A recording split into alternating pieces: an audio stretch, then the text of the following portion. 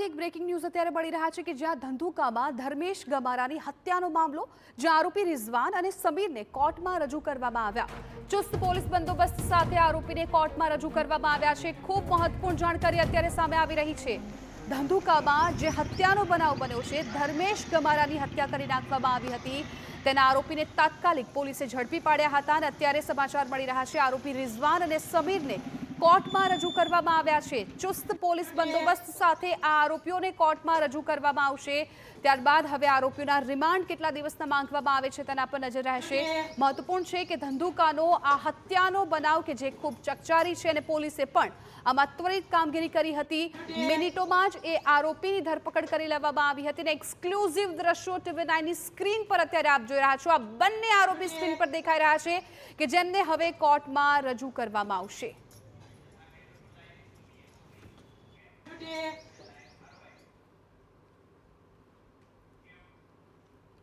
અમારા સંવાદદાતા મિહિર સોની આ મામલે વધુ જાણકારી આપી રહ્યા છે, અમારી સાથે લાઈવ જોડાઈ ગયા છે। મિહિર, ધંધુકાનો આ હત્યાનો કેસ છે ખૂબ ચકચારી છે, ગંભીર છે અને પોલીસ પણ એમાં કડક રીતે કાર્યવાહી કરી રહી છે। અત્યારે બંને આરોપીને કોર્ટમાં રજૂ કરવામાં આવ્યા છે, શું જાણકારી ત્યાંથી મળી રહી છે?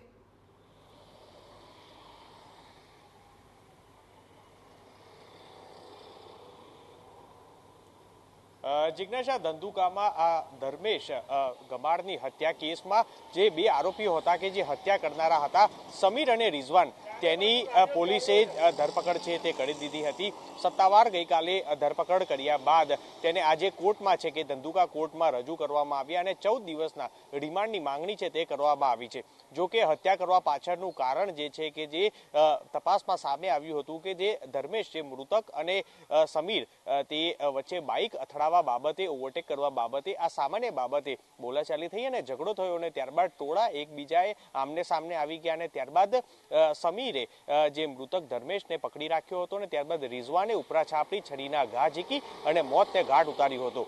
હત્યા કરવા પાછળનું કારણ ઓવરટેક હતું અને તે બાદ આરોપીઓ છે કે જે ફરાર થઈ ગયા હતા અને ત્યારબાદ પોલીસને માહિતી મળતા જ આ બંને આરોપીની ધરપકડ છે તે કરવામાં આવી। ધરપકડ કરેલા આ બંને આરોપીઓનો કોઈ ગુનાહિત ઇતિહાસ છે કે કેમ તેની આ માનસિકતાને લઈને તમામ રીતના તપાસ કરવા માટે પોલીસે, ધંધુકા પોલીસ અને ખાસ આ કેસને લઈને SITની રચના છે તે કરવામાં આવી છે, જેમાં એક ડીવાયએસપી, 2 PI અને PSI આ ચારે દ્વારા જે એક તપાસ જે છે તે કરવામાં આવી રહી છે કે જે હત્યા કરવા પાછળનું ચોક્કસ કારણ શું છે, આ ઓવરટેક છે કે અન્ય કોઈ કારણ છે તે બાબતની તપાસ જે છે તે કરવામાં આવી રહી છે। આ સાથે જ જે હત્યામાં વપરાયેલ છરી છે તે હજી સુધી મળી આવેલ નથી, એટલે તે ક્યાં આગળ ફેંકી હતી। આ સાથે જ ક્ષણિક ઝઘડો થયો અને તેમાં હત્યા કરવામાં આવી કે હત્યા કરવા પાછળનું કારણ અન્ય છે, કારણ કે અગાઉ જો ભૂતકાળ ધ્યાનમાં રાખવામાં આવે તો ધંધુકામાં આ જ રીતના બે કોમ્યુનિટી વચ્ચે અગાઉ પણ આ જ રીતના સામાન્ય માથાકૂટ થઈ હોય કે અથવા સોશિયલ મીડિયામાં પોસ્ટ થઈ હોય અને ત્યારબાદ તે હત્યા સુધી પહોંચી જતી હોય છે। એટલે હત્યા કરવા પાછળનું કારણ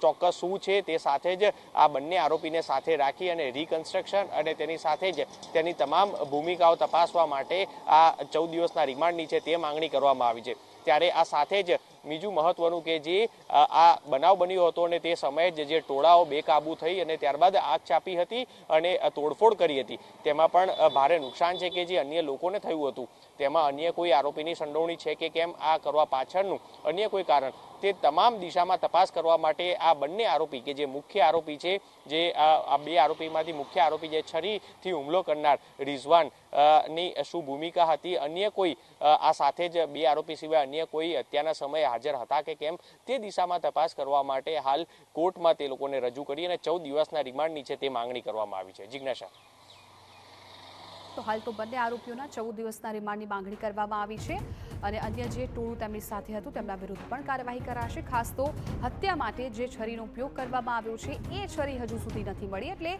પોલીસ એ દિશામાં પણ અત્યારે તપાસ કરી રહી છે। પોલીસ બંદોબસ્ત સાથે આ બંને આરોપીઓને કોર્ટમાં રજૂ કરવામાં આવ્યા અને 14 દિવસના રિમાન્ડની માંગણી કરવામાં આવી।